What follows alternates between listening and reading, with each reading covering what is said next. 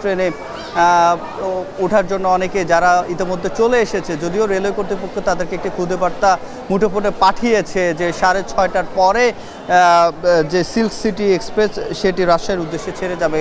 তবে যারা ইতিমধ্যে চলে এসেছে, রাজশাহীর আরেকটি গাড়ি যেটি পদ্মা সেতু হয়ে যায় মিম জানের মধুমতি এক্সপ্রেস, সেটি শহরতলিতে এসে পৌঁছেছে এবং এই শহরতলির এই যে ট্রেনটি সেটি 3টার সময় রাজশাহীর উদ্দেশ্যে ছেড়ে যাবে। যারা সিল্ক সিটিতে যেতে পারবেন না, আরও 3 থেকে 4 ঘন্টা যারা অপেক্ষা করতে হবে, তারা টিকিট কাটার পরও যেহেতু অনেকে পরিবার নিয়ে যাচ্ছেন এবং আর কয়েক ঘন্টা তারপরে ঈদ, তার কারণে তারা যে তাদের উদযাপন সেটি যাতে কোনোভাবে ব্যাহত না হন, তারা চাচ্ছেন যে এখন যে ট্রেনটি রয়েছে পদ্মা সেতু হয়ে যাবে সেটি দিয়ে রাজশাহী চলে যাওয়ার জন্য। এই জন্য এই শহরতলি স্টেশনে এখন সবচেয়ে বেশি ভিড় এবং এখানে 3টি ট্রেনের কথা বললাম, এই 3টি ট্রেনই বিলম্ব করেছে। ইতিমধ্যে 2টি ট্রেন আর একটি এসেছে, তারপরে আরও বাকি 2টি রয়েছে। তার জন্য সময় যত গড়াচ্ছে তত বেশি যাত্রীচাপ বাড়ছে। মিম, এই ছিল আমার কাছে কমলাপুর রেল স্টেশন থেকে সবশেষ। এবারে যাব গাবতলী বাস টার্মিনালে সহকর্মী শাহাদাত অভ্রর কাছে। অভ্র, একটু জানতে চাই যে লঞ্চ কিংবা ট্রেনে আমরা যেরকম উপচে পড়া যাত্রীদের ভিড় দেখতে পাচ্ছিলাম, সড়ক পথে কিন্তু তেমনটা দেখা যায়নি। তার প্রধান কারণটা কি এবং যে বাসগুলো ছেড়ে যাচ্ছে সেটি তাদের নির্ধারিত সময় মতো ছেড়ে যাচ্ছে কিনা, যাত্রীদের আজ কোনো অভিযোগ রয়েছে কিনা? আমি কিন্তু সকাল থেকেই 6টা থেকেই আছি এখানটায়, এই গাবতলী বাস স্ট্যান্ডে। সেখানে কিন্তু হচ্ছে সকালে যেমনটা ভিড় দেখেছি তার অনেকটাই কমে গিয়েছে এই মুহূর্তে। আর এর মূল কারণ হচ্ছে যেহেতু গতকালকে অনেকে ছুটি হয়েছে এবং গতকালকে অনেকে অফিস করার পর কিংবা যারা কিনা শ্রমজীবী মানুষ, তাদের কিন্তু কাজ শেষ করেই তারা চলে গিয়েছে এবং আজকে সকালে কিন্তু অনেকের বাসের শিডিউল দেওয়া ছিল, যার কারণে কিন্তু অনেকেই সকাল 6টা থেকে শুরু করে এমনকি আমি 10টা বাজেও দেখেছি অনেকগুলো বাস একই সাথে ছেড়ে গিয়েছে এবং সবগুলোই কিন্তু হচ্ছে একটি সিটও ফাঁকা নেই। এমনকি এমন যাত্রীর সাথেও আমার কথা হয়েছে যার কি না এই মুহূর্তে খুবই যাওয়া প্রয়োজন, কিন্তু সে যেতে পারছে না সিটের কারণে। সিট নেই, যার কারণে সে অনেকটা সময় অপেক্ষা করতে হয়েছে। প্রায় 12টা নাগাদ কিন্তু সে এখান থেকে ছেড়ে যেতে পেরেছেন। তবে যেটি এই মুহূর্তের অবস্থা, এখন কিন্তু বাসের ভেতরটা অনেকটাই ফাঁকা। যেই চিত্রটা মূলত হচ্ছে গতবারের তুলনায় এবার অনেক বেশি দেখা যাচ্ছে, এমনটাই কিন্তু দাবি করেছেন যারা কিনা বাসের সাথে সংশ্লিষ্ট আছেন তারা। এছাড়াও যেই বাসগুলো যাওয়ার কথা বিকেল নাগাদ, সেই বাসগুলোও কিন্তু এই মুহূর্তে চলে এসেছে এবং বেশিরভাগ বাসই কিন্তু এই মুহূর্তে যেগুলো ছেড়ে যাচ্ছে 1টি 2টি 3টি সিটও হচ্ছে খালি যাচ্ছে, এমন কিন্তু দেখা মিলছে। এছাড়াও অনেকগুলো বাস আছে যেগুলো কিনা ছাড়ার জন্য অপেক্ষায় আছে, কিন্তু অনেক ক্ষেত্রেই যারা কিনা হচ্ছে টিকিট বিক্রেতা তারা বলছেন যে তা সেই বাসগুলো আসলে কতজন যাত্রী নিয়ে ছেড়ে যেতে পারবেন সেটি নিয়েও সংশয় আছে। আর মিম, আপনি জানেন যে 15 থেকে 16 প্রায় 14-15 লাখের মতো হচ্ছে মানুষ কিন্তু এই ঢাকা শহর ছেড়ে যায় প্রতি ঈদে, আর তার সিংহভাগই কিন্তু হচ্ছে ইতিমধ্যেই ছেড়ে গিয়েছে। আর যার কারণে কিন্তু এই যে যারা কিনা বাসের সাথে সংশ্লিষ্ট আছেন তারা কিন্তু বলছেন যে এই যে চাপটা কিন্তু হচ্ছে সন্ধ্যার আগে আর দেখা যাবে না। মূলত চাপটা মিলবে যখন সন্ধ্যা নামবে, মানে যারা আজকে কাজ করছেন কিংবা শ্রমজীবী মানুষ আছেন তারা কিন্তু এই যে সন্ধ্যা নামার পরেই কিন্তু তারা কিন্তু হচ্ছে বাসের দিকে আসবেন এবং বাসের মাধ্যমে বাড়ি যাবেন। আর এই মুহূর্তে খুব একটা যে চাপ লক্ষ্য করছি যাত্রীর, এমনটা কিন্তু না। আর এখানটায় ধারণা করা হচ্ছে সন্ধ্যার পর চাপ দেখা মিলবে। এই ছিল আমার কাছে সর্বশেষ। মিম,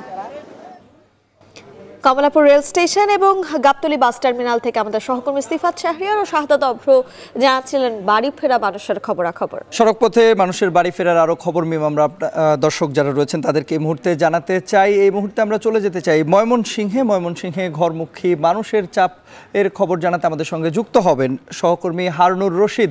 হারুন, জানাবেন যে এই যে পাটগুদাম ব্রিজ এলাকায় আপনি নিশ্চয়ই দাঁড়িয়ে রয়েছেন, এই মুহূর্তে একটি বাস স্ট্যান্ড রয়েছে, ময়মনসিংহের আন্তজেলা বাস স্ট্যান্ড বলা হয় এটিকে, এবং এই বাস স্ট্যান্ড এলাকায় আমরা দেখি যে প্রতি বছরই এই ঈদকে কেন্দ্র করে বা যে কোনো উৎসবের সময় দীর্ঘ যানজটের তৈরি হয় এবং এতে করে ভোগান্তিতে পড়তে হয় মানুষের। এটি আসলে কেন নিরসন করা যাচ্ছে না? ট্রাফিক বিভাগের পক্ষ থেকে কি তথ্য জানানো হচ্ছে? তন্ময়, এবার ঈদযাত্রা শুরুর পর থেকেই কিন্তু ময়মনসিংহের যে পাটগুদাম ব্রিজ এলাকা রয়েছে এই ব্রিজ এলাকায় কিন্তু আমরা দেখেছি যে ঈদযাত্রা শুরু হওয়ার পর থেকেই যানবাহনের চাপ, যানজট এবং যাত্রীদের ভোগান্তি সেটি কিন্তু লেগেই ছিল, এখনও আছে। এবং আজকে ঈদযাত্রার শেষ দিনেও আমরা একই চিত্র দেখতে পাচ্ছি যে এই পাটগুদাম ব্রিজ এলাকার যে সড়ক এটি অতিক্রম করতে কিন্তু যানবাহনগুলোর বেশ সময় লাগছে এবং যারা নানা ঝক্কি ঝামেলা পেরিয়ে ঢাকা থেকে বাড়ির উদ্দেশ্যে যাচ্ছেন তারা কিন্তু এই ময়মনসিংহ শহরের পাটগুদাম ব্রিজ এলাকাটি অতিক্রম করতে তাদের বিড়ম্বনা আরও বাড়ছে এবং এটি কিন্তু একেবারেই কমছে না। আজকে গতকালের চেয়ে যানবাহনের চাপ কিছুটা কম, তারপরেও কিন্তু এই এলাকার যে ভোগান্তি সেটি কিন্তু আগের মতোই আছে। অর্থাৎ যারা এই জায়গাটি অতিক্রম করে, এই ব্রিজ মোড় অতিক্রম করে যারা নেত্রকোনা, শেরপুর, কিশোরগঞ্জ সহ ময়মনসিংহের বিভিন্ন এলাকায় যাচ্ছেন তারা কিন্তু সেই প্রতিদিনের মতো যে ভোগান্তি সেটি কিন্তু আজকেও রয়েছে। আমরা আজকেও দেখছি যে বিভিন্ন সময় যেমন পিকআপে করে, ট্রাকে করে, বাসে করে কিন্তু মানুষজন গন্তব্যে যাচ্ছেন এবং যারা ঢাকা থেকে এসে ময়মনসিংহে পরিবহন বদল করেছেন তারা কিন্তু একটি বড় ধরনের বিপর্যয় বা ভোগান্তির মধ্যে পড়েছেন। এখান থেকে কিন্তু যানবাহন ঠিক তেমন পাওয়া যাচ্ছে না, যে এই আন্তজেলা বাস টার্মিনাল থেকে যে বাসগুলো ছেড়ে যাচ্ছে সেই বাসগুলোতে উঠছেন এবং যারা ছোট ছোট যানবাহন খুঁজছেন তারা কিন্তু অতিরিক্ত ভাড়া দিতে হচ্ছে। বাসেও যেমন অতিরিক্ত ভাড়া, তেমনি সিএনজি, রিক্সা, অটো রিক্সা সেখানেও কিন্তু অতিরিক্ত ভাড়া গুনতে হচ্ছে। তো এই যানজটটি নিরসন না হওয়ার কারণ হিসেবে যেটি বলা হচ্ছে যে এখানে একটি আন্তজেলা বাস স্ট্যান্ড রয়েছে এবং এই বাস স্ট্যান্ড থেকে বাসগুলো যখন রাস্তায় ওঠে তখন কিন্তু এই বাসগুলো সহজে যেতে চায় না, এই রাস্তার উপরে যাত্রী ওঠানোর কারণে এখানে যানজটের তৈরি হয়। এবং এখানে এই বাস স্ট্যান্ডে কিন্তু সিএনজি স্ট্যান্ড রয়েছে, এখানে প্রায় 2000-এর বেশি সিএনজি এই বাস স্ট্যান্ডের পাশেই, সড়কের পাশে অবস্থান করে। অটো রিক্সা রয়েছে। এই ছোট ছোট যানবাহনের ভিড়ের কারণেই কিন্তু এইখানকার যে যানজটটা সেটি কমছে না। আমরা ট্রাফিক পুলিশকে দেখেছি দায়িত্ব পালন করছে, জেলা পুলিশ এবং ডিবির সদস্যরা দায়িত্ব পালন করছে এবং পুলিশ প্রশাসন এই জায়গাটিকে সবচেয়ে গুরুত্ব দিয়ে কিন্তু সবচেয়ে বেশি ফোর্স এখানে মোতায়েন করা হয়েছে এবং তারাও আপ্রাণ চেষ্টা করছেন, কিন্তু তারপরেও এই যানজটটি একেবারেই নিরসন করা সম্ভব হচ্ছে না। তো এই ছিল আমার কাছে ময়মনসিংহ থেকে সর্বশেষ। ময়মনসিংহের পর আমরা পর্যায়ে যেতে চাই গাজীপুরের চন্দ্রায় রয়েছেন আমাদের সহকর্মী আরিফ হোসেন। আরিফ, জানাবেন যে উত্তরবঙ্গমুখী যে গাড়িগুলো রয়েছে এই মুহূর্তে আসলে মহাসড়কে যানবাহনের ধীরগতি রয়েছে কিনা, এবং একই সঙ্গে আমরা দেখতে পাই যে গাজীপুরের চন্দ্রায় একটি দীর্ঘ যানজটের তৈরি হয় এবং এ বছরও নানা রকম সময় আমরা দেখেছি যে এই যানজট তৈরি হয়েছে। আজকের চিত্রটা আসলে কেমন? তন্ময়, আপনি নিশ্চয়ই জানেন যে গাজীপুরের এই যে চন্দ্রা এলাকাটায় এখান থেকে পার হতে ঘন্টার পর ঘন্টা, কোনো কোনো ক্ষেত্রে 2 ঘন্টা 3 ঘন্টাও পার হতে হতো। কিন্তু সেই অবস্থার পুরোপুরি বিপরীত কিন্তু আমরা দেখতে পাচ্ছি। আপনাকে যদি একটু পাশের সড়কটি দেখাই তাহলে আপনি বুঝতে পারবেন যে এই সড়কে এখন পর্যন্ত যানজট সকাল থেকে হয়নি বললেই চলে। যেই গাড়িগুলো ঢাকা থেকে আসছে এবং ঢাকার একটি পোর্শন হলো গিয়ে আপনার গাবতলী হয়ে আসছে এবং অপর দিক থেকে মহাখালী হয়ে যে গাড়িগুলো ঢাকার এই দিক হয়ে টাঙ্গাইল মহাসড়ক ধরে চলে যাচ্ছে, সেই গাড়িগুলো কিন্তু একটিও মোটামুটি যানজটের মুখেও পড়ছে না। মোটামুটি বলা যায় 30 থেকে 40 কিলোমিটার বেগেই চন্দ্রা থেকে অতিক্রম হতে পারছে।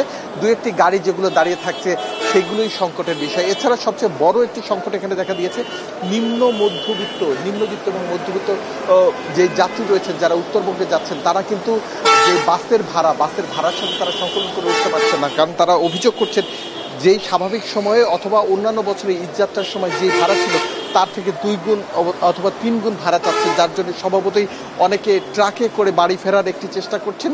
এবং আমরা দেখেছি সকাল থেকে যেই সব ট্রাক ঢাকায় ঢুকেছিল গরু নিয়ে, সেই ট্রাকগুলো ফিরতি পথে কিন্তু যাত্রী নিয়ে যাচ্ছে, অর্থাৎ সেই সাধারণ মানুষদের তুলে নিয়ে যাচ্ছে।